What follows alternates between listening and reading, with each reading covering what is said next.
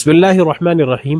ہمارے معاشرے کی خرابیوں میں سے بہت بڑی خرابی یہ ہے کہ کسی کے انتقال کے بعد، اس کے دنیا سے رخصت ہونے کے بعد، اس کے اعزاء اور اقرباء اور اس کے دوست احباب اس کی تصویر پر پیچھے بہت سی مرتبہ میوزک لگا کر کے، کوئی ایسے کلام لگا کر کے، بعض مرتبہ تو ایسے کلام لگا دیے جاتے ہیں جو شریعت کے خلاف ہوتے ہیں، جس میں کھلم کھلا بسا اوقات تو یا تو گناہ کی ترغیب ہوتی ہے یا شرکیہ کلام تک ہوتا ہے۔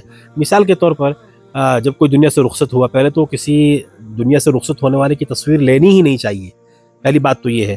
پھر بھی اور بسا اوقات تصویر لگانے کے بعد اس پر جو کلام لگایا جاتا ہے، یہ تو انتہائی درجہ قبیح چیز ہے، اور پھر ایسا کلام جس میں ایسے جملے ہوں کہ اس جنم میں تیرا ہو نہ پایا، تو مطلب یہ کیا پیغام دینا ہے؟ مذہب اسلام میں تو کوئی جنم ہے ہی نہیں، مذہب اسلام میں تو ایک مرتبہ پیدا ہوئے، اس کے بعد آپ مر گئے، دوبارہ اللہ کے سامنے پیش ہونا ہے، اس کے بعد دوبارہ کوئی زندگی نہیں ہے۔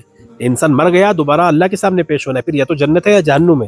اس لیے اس تعلق سے مرنے کے بعد کسی کی تصویر پر اس طرح کے گانے لگانا، اسٹیٹس رکھنا یا ایسے کلام لگانا جس کی شریعت میں گنجائش نہیں ہے، یہ بالکل اچھی بات نہیں ہے۔ اس لیے اس تعلق سے ہم سب کو احتیاط برتنے کی ضرورت ہے، کہیں ایسا نہ ہو کہ ہم کسی کے ساتھ محبت کے چکر میں محبت کو ثبوت دینا چاہتے ہوں، لیکن در حقیقت وہ ہمارے لیے وبال اور عذاب بن جائے۔